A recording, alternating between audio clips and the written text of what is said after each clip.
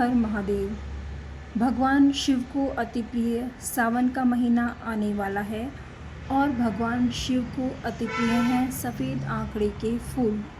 जी हाँ, सावन मास में भगवान शिव का अति प्रिय सफ़ेद आंकड़े के फूलों वाला पौधा लगाए जाने का विशेष धार्मिक महत्व है।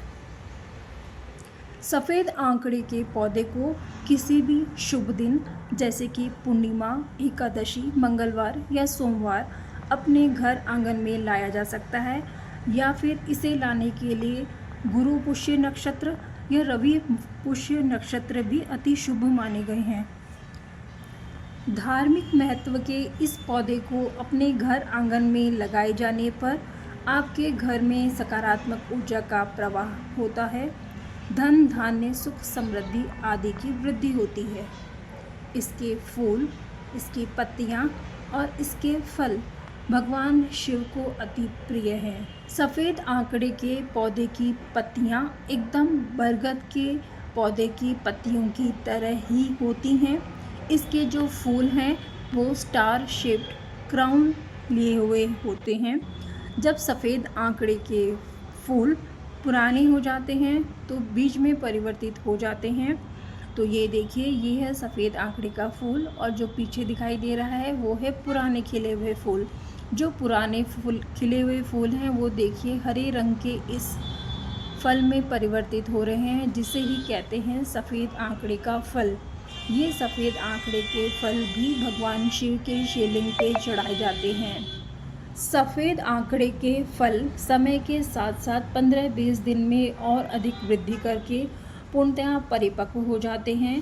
परिपक्व सफ़ेद आंकड़े के फल से रुई की तरह रेशे निकलते हैं, जिन्हें एकत्रित करके ये माना जाता है कि अगर सफ़ेद आंकड़े के पौधे से मिली हुई रुई की बाती बनाकर दिया किया जाता है तो माता लक्ष्मी की विशेष कृपा प्राप्त होती है। तो इस तरह से सफ़ेद आंकड़े के पौधे से हम रुई निकाल सकते हैं।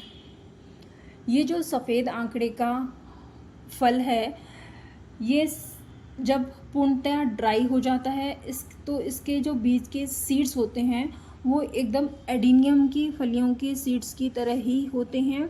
जिस तरह से एडिनियम की फलियां क्रैक हो जाती हैं तो सीड्स चारों तरफ डिस्पर्स हो जाते हैं, उसी तरह से जो सफ़ेद आंकड़े का फल है ये भी पूर्णतः परिपक्व होकर ड्राई होने पे फट जाता है और इसकी जो ये सीड एक्सिस हैं उसके जो चारों तरफ सीड्स लगे होते हैं जो कि रुई जैसे रेशों से घिरे हुए होते हैं, ये हवा के साथ चारों तरफ स्कैटर हो जाते हैं, डिस्पर्स हो जाते हैं। तो ये देखिए, ये सिर्फ 1-2 सीड्स बचे हैं, सारे सीड्स हवा के साथ इधर उधर पूरे गार्डन में फैल गए थे। ये देखिए, इस तरह से एकदम एडेनियम के सीड्स की तरह हैं और ये चारों तरफ से रुई से घिरे हुए हैं।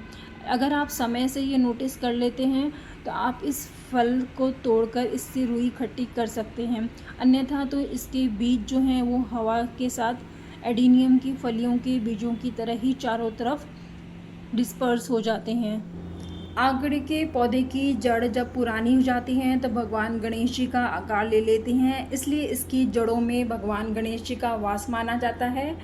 तो इस सावन इस धार्मिक महत्व के शिव जी और गणेश जी को अति प्रिय सफ़ेद आंकड़े के पौधे को अपने घर में अवश्य लेके आएं।